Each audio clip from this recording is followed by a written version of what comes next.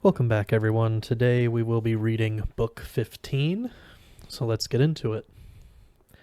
Book 15, How Telemachos Sailed Back to Ithaca.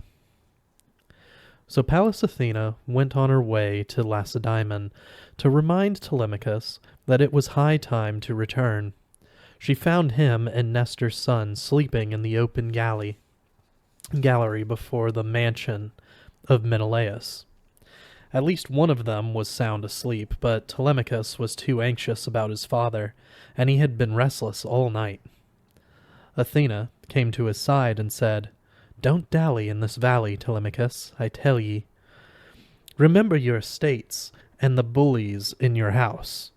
They will eat everything up among them, while you are wasting your pains on this journey. You must take leave of Menelaus if you want to find your dear mother still in your house, for her father and brothers are urging her to marry Eurymachus. He is easily first in the matter of bridal gifts. He is just piling them up. Take care that she does not take something with her that you would not like to lose. You know what a woman's mind is like. She wishes to enrich the man who marries her, but as for the other husband and his children, once he is dead, she forgets them all and never asks about them. The best thing you can do is to go back and put everything in the hands of one of the women, whichever you think the best, until the gods provide you a good, capable wife. There is something else I want you to know. Don't forget it. The leading men of that company are lying in wait for you in the strait between Ithaca and Samos, and they mean to kill you before you can get home. But I don't think they will do it. Before that can happen, the earth will cover some of those men who are devouring your substance. You must keep your ship away from the islands and go on through the night. The god who protects you and saves you will send a fair following wind. And as soon as you first touch the shore of Ithaca, leave the ship and all the crew to go on to the town. But land yourself and go first to the swineherd in charge of your hogs, who is true and faithful to you. Stay the night there. Send him into town, and let him tell your mother, who is a sensible woman, that you have come back from Pylos safe and sound." As soon as Athena had said this, she returned to high Olympus. Telemachos turned to his friend sleeping soundly in his bed, and stirred him up with his foot, saying, "Get up, Master Pisistrios. Bring along the horses, and let us be off." Pisistrios answered, "My dear man, why all this hurry? We can't travel at night in the darkness. It will be morning soon. At least wait till his grace, the royal champion Menelaus, can bring his presents and put them in the car, and bid us all as affectionate farewell before we go."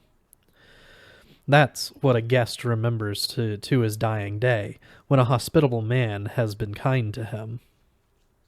As he spoke, the dawn rose, enthroned in gold, and there was the royal champion himself coming out of bed already, and Helen still asleep. When Telemachos saw him, he lost no time, but put on his tunic and threw the wrap over his sturdy shoulders, and went out to greet him. He said, "My lord, King Menelaus, I beg you let me take my leave at once, for I desire most earnestly to go home at once." The king replied, "My dear Telemachos, I am not the man to delay you if you wish to go. I think it most improper that anyone in the palace of a host should go too far in his likes and too far in his dislikes. The best rule is moderation in all things. You may take it that it is equally bad manners to press your guest to go if he wants to stay, and to stay if he wants to go. Yes, feed him if he wants to stay, speed him if he'd go away. Still, You might stay while I fetch you my parting gifts and pack them in the car. Something nice. You haven't seen it yet. And let me tell the women to get you a good breakfast in hall. There are 2 good reasons for that.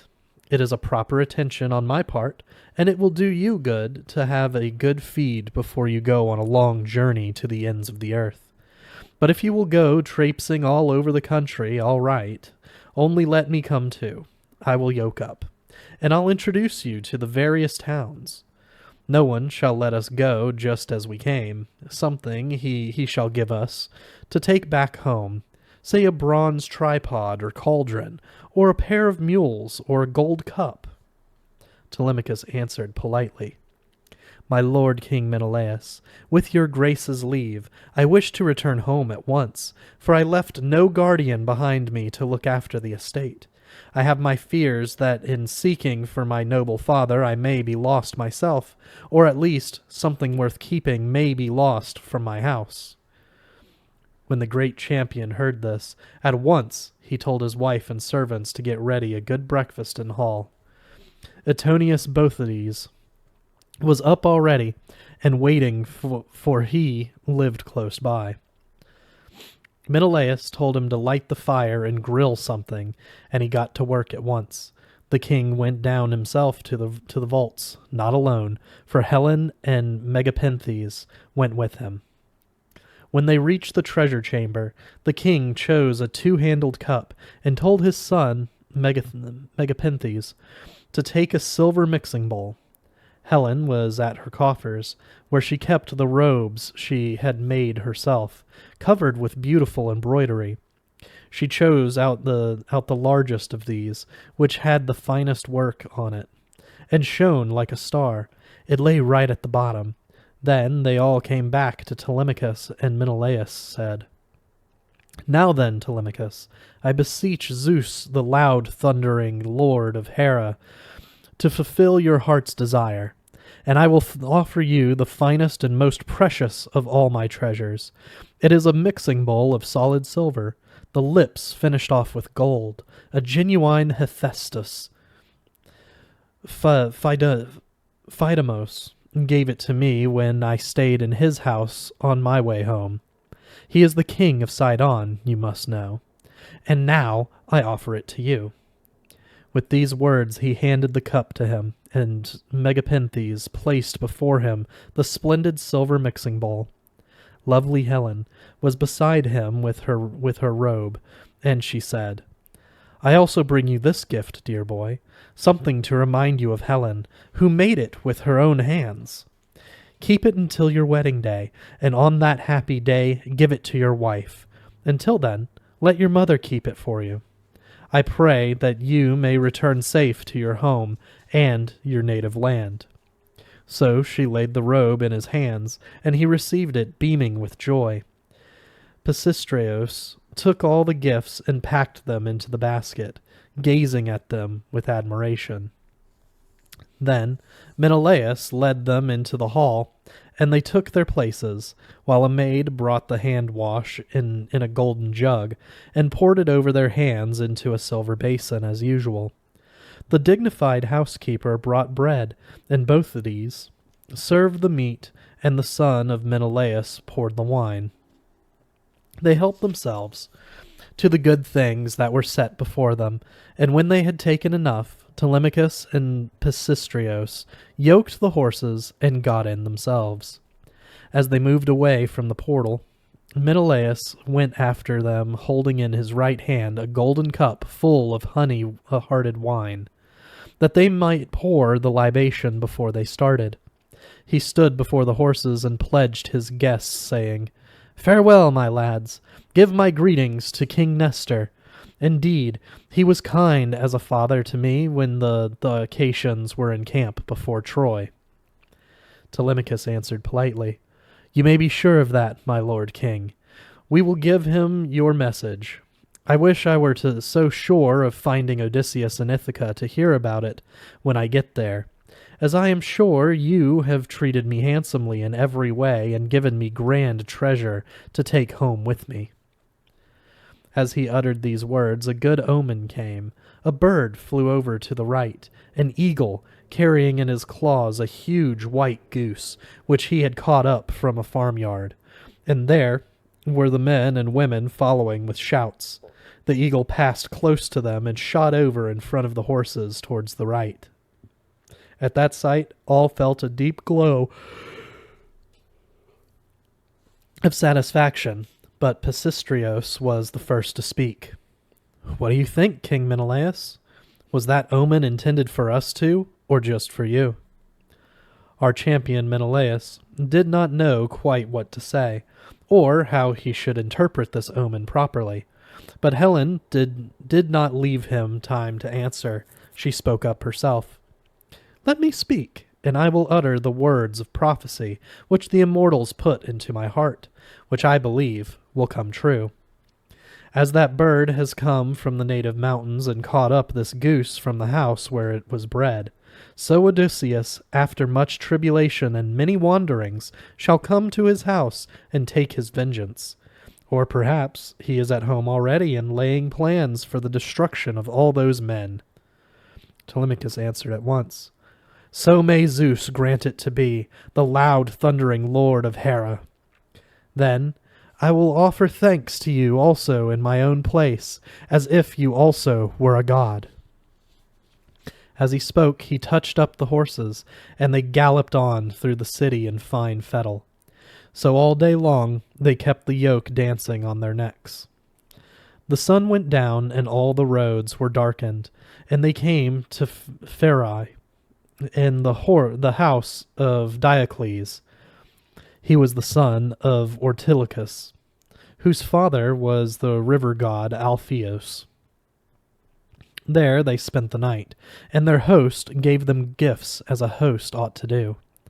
When the rosy fingers of dawn showed through the mists, they yoked their horses and got into their car and drove away from the portal of the echoing gallery. Pisistrios touched up the horses, and they flew along with a will. Soon they reached the tall fortress of Pylos, and then Telemachus said to his companion, "Nestorides, old fellow, will you do something for me? Say yes. We call ourselves friends by our father's friendship, and we are both young men. This journey will make us better friends than ever. Don't drive past my ship. There's a good fellow. Leave me here, or the old gentleman will delay me out of pure good nature, but I simply must hurry on."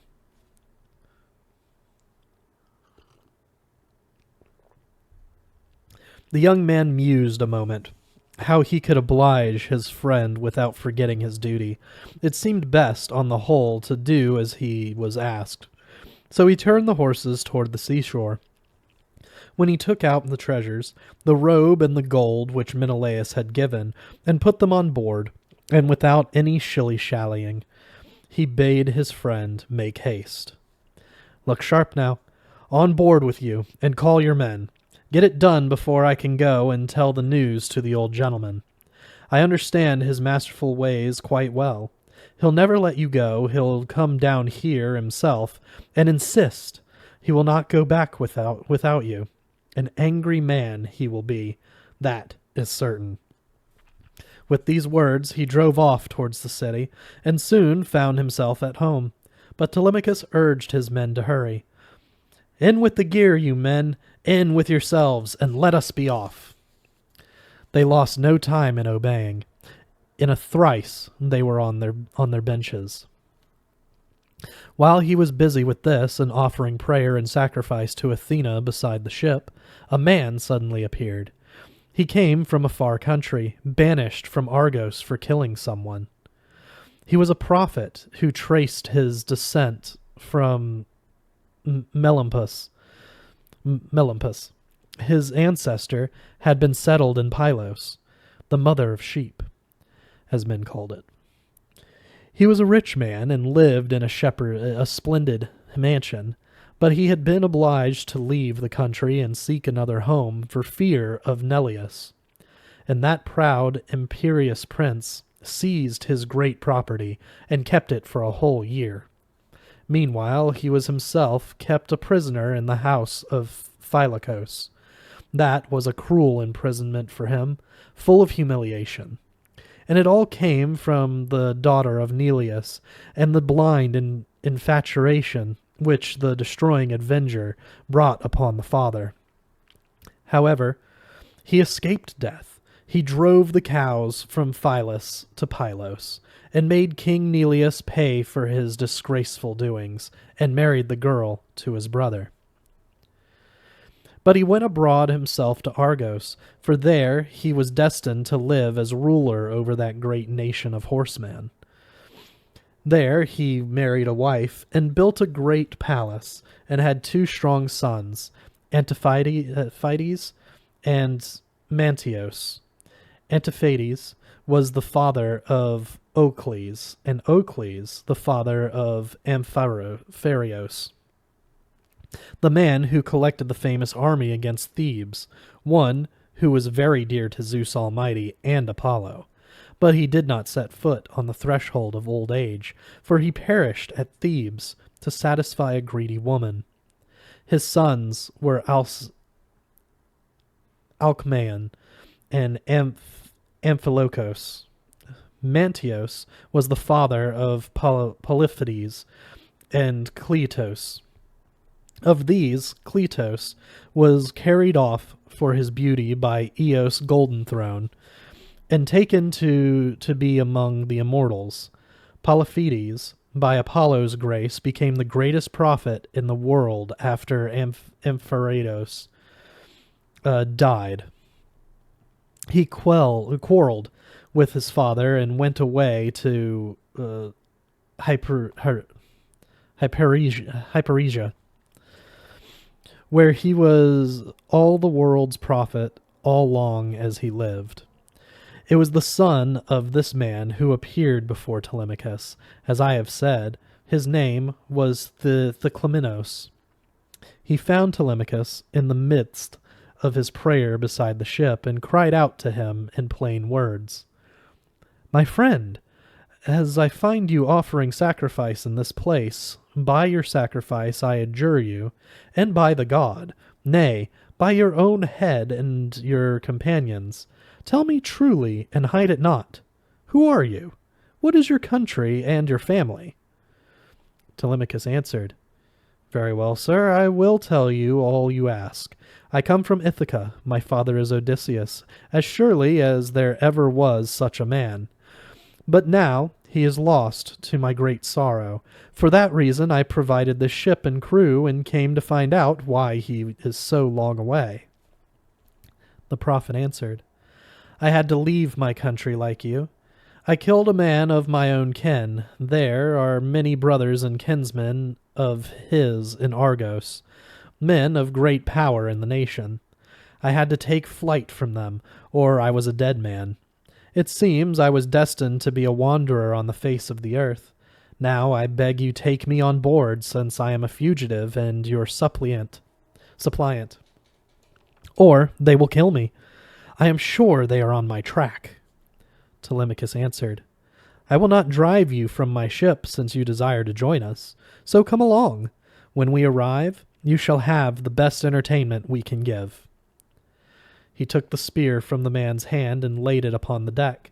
Then he went on board himself and sat down on the after deck. With Theoclymenos at his side, the hawsers were cast off.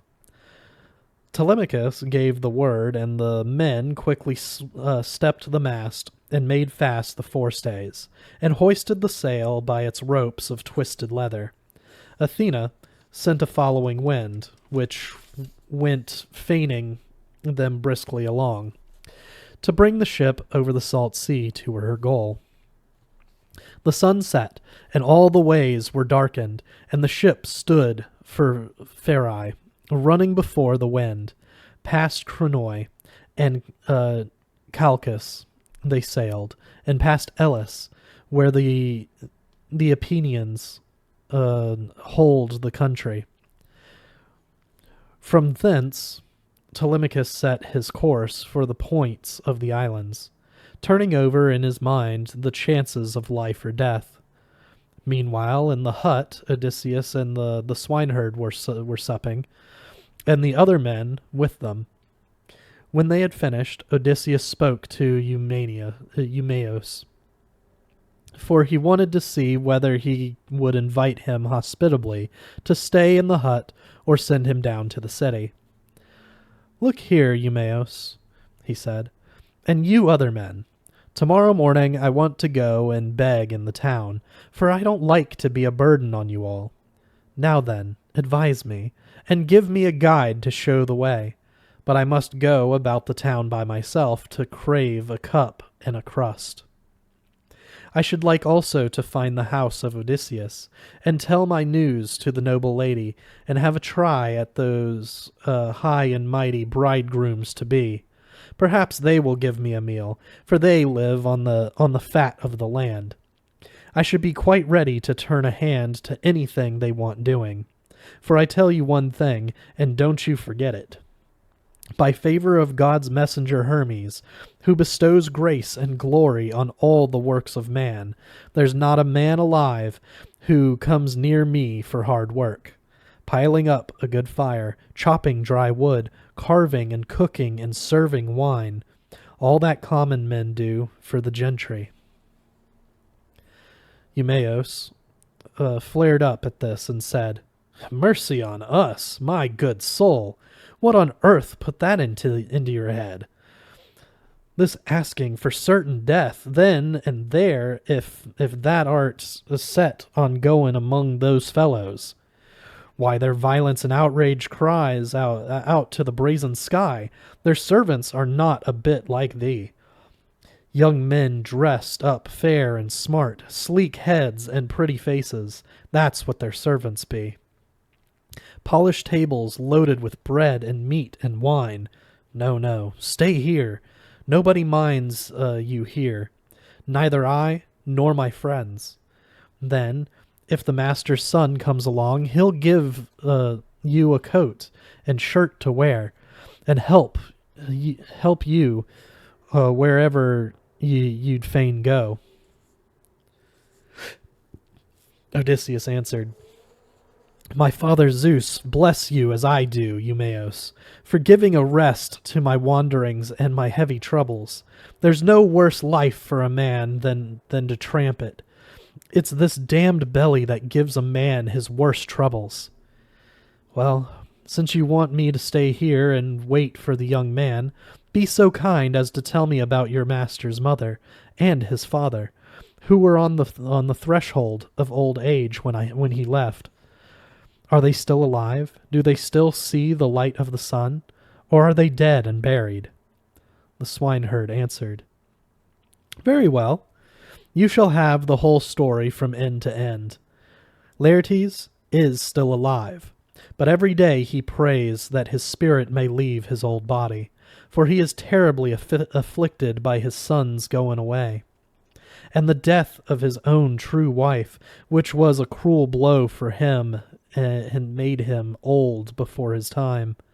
She died of grieving for that famous son of hers. Poor soul! I hope no one near and dear to me may have such a death. As long as she lived for all her sorrow, I'd gladly go and ask after her, and hear the news, by reason she bred me up herself along with her own little maid, Temine, her youngest.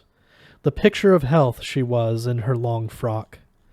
Yes, we grew up together, and I was most one of the family. But when we both began to grow up, as happy as the day was long, they married her away into Same. And what thousands of presents there was. The lady dressed me up fine in a new coat and shirt, and a new pair of boots, and sent me on the farm, but in her heart she loved me more than ever. How I miss all that now, although for my sake the blessed gods give increase to the work which I do. It brings me food and drink and somewhat for those that have a claim on me. But the mistress has no comfortable word or deed for me now, since trouble has befallen upon the house. Rude and violent men are there. Yet servants do greatly desire to speak before the mistress, and hear all the news, and have somewhat to eat and drink, and then somewhat to take home with them. Those things do warm their hearts. Odysseus answered, Upon my word, swineherd, you must have traveled far from your own country and your parents when you were a little taught. Tell me the whole story, please. Was it a great wide city you lived in with your father and mother in a big house? Did the enemy take it and carry you off? Or were you alone, looking after sheep or cattle, and the pirates sailed away with you and sold you into this man's house for a good price? Then Eumenos told his story. That art my guest, he said, and you shall hear the story of my life. Hearken now quietly, and I hope it may please you. There's sleep and there's talk for them that list. But sit you down and drink thy liquor. The nights are terrible long. There's no sense in turning in too early. Too much sleep is a nuisance. You other fellows may go out and sleep if you like, and in the morning have a feed and drive out the master's pigs. We too will stay in the hut. We'll eat and drink and cheer us up by telling our tales of sorrow, as we call 'em to mind. There is a comfort even in trouble, when it's over and done with, if a man has suffered much and traveled far. Very well. You shall have the whole yarn. There is an island called Syri. If you ever heard tell of it, above Ortygia. Near the sun's turning points, not so very rich, but a good place. Good for cattle and sheep, plenty of wine, plenty of wheat. The people don't know what hunger is, and as for disease, none ever comes too near there to plague poor mortals. But when folks grow old in that country, Apollo comes with Artemides, and carries his silver bow, and he shoots 'em with his gentle shafts and kills 'em. There are 2 cities, half the island with each, and my father was king of both. His name was Cesios Orminides, and a heavenly man he was. A ship came there with a crew of seafaring Phoenicians, those nip screws with a cargo of trinkets in thousands.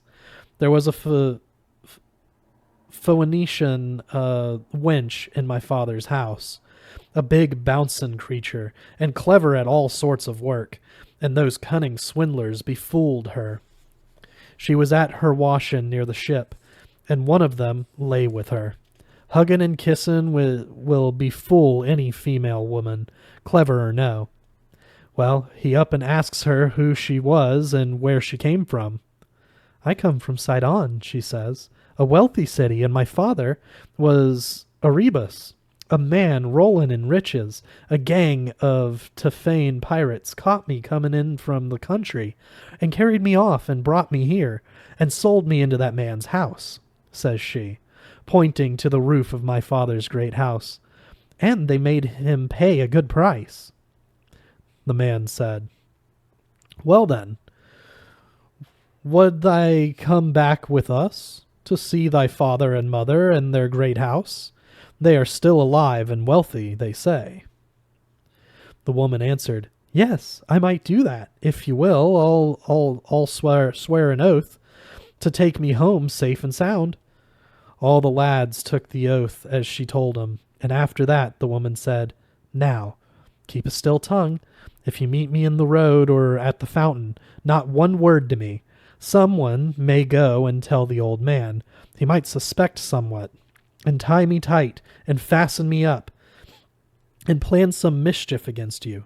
Keep our talk to yourselves. Hurry up with your chaffering, And when you have got plenty of stuff on board, send a message up to the house at once, for I will bring with me any gold I can lay my hands on. I could bring you somewhat else to pay my passage, and glad to do it. I have to look after the gentleman's little boy, just as canny a brat as can be, trots about with me everywhere out the doors. I could bring him aboard with me, and you might get a grand price for him if you sell him somewhere in foreign parts. So that was her notion. And back she went to the great house.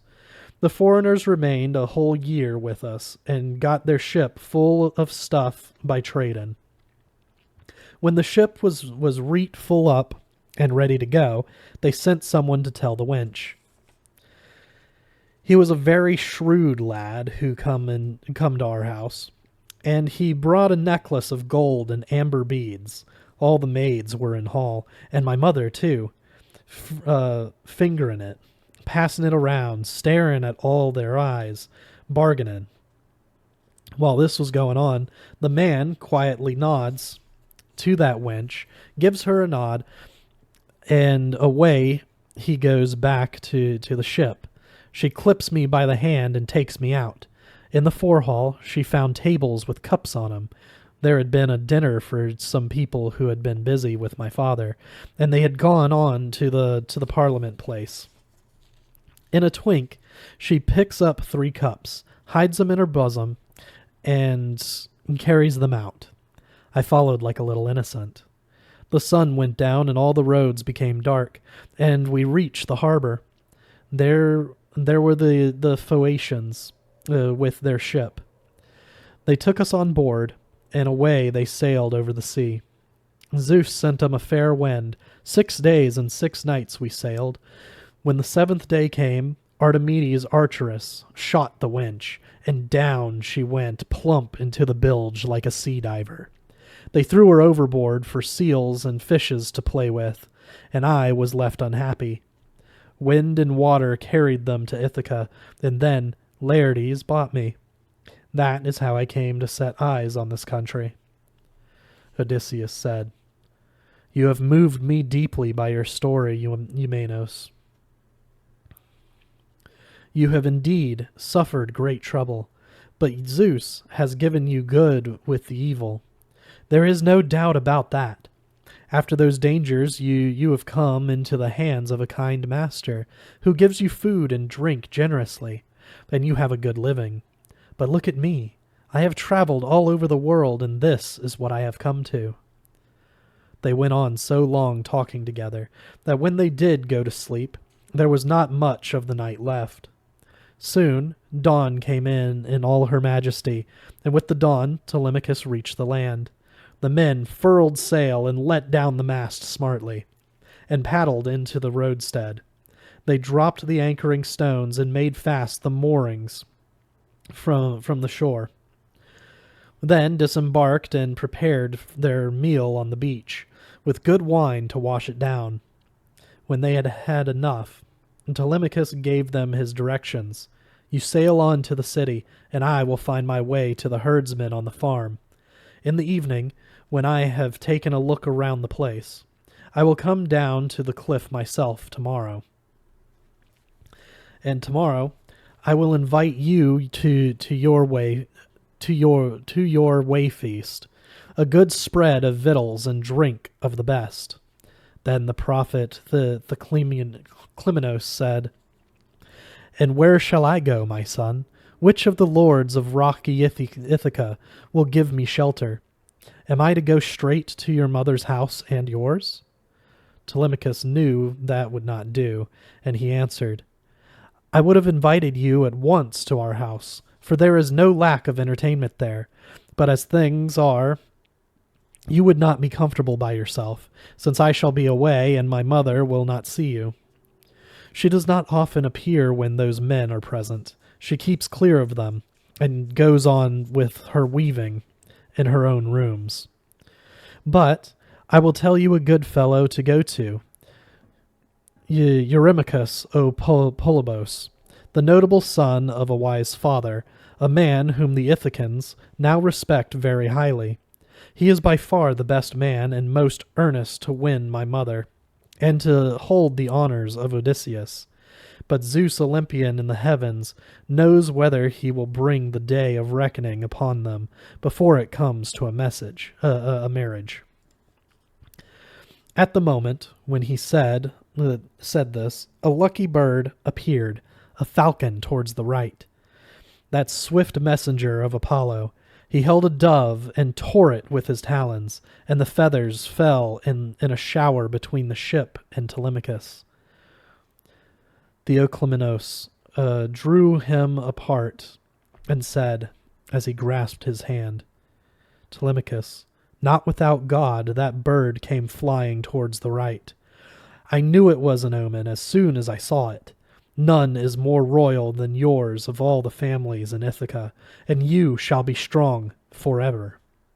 Telemachus answered, My guest, I pray that these words may be fulfilled. Then you would soon see friendship and generous gifts from me, enough to make anyone envy you. Then he called his trusty companion, Piraeus, and said, Piraeus, Clytides, of all our crew, you are always most ready to do me a good turn. Now then, please take this stranger to your house and entertain him handsomely until I come. Piraeus answered, Why, of course. I will look after him however long you stay. He shall lack nothing that a guest ought to have. With these words, he went on board and called for the rest to come aboard and cast loose. They were soon in their places by the oars, but Telemachus put on his boots and took his sharp spear from the deck. The hawsers were cast loose. The crew pushed off and set their course for the city, as Telemachus had told them to do. Then Telemachus marched away at a round pace, and came at last to the enclosure with its thousands of sows, and the honest swineherd sleeping beside them, so faithful to his masters.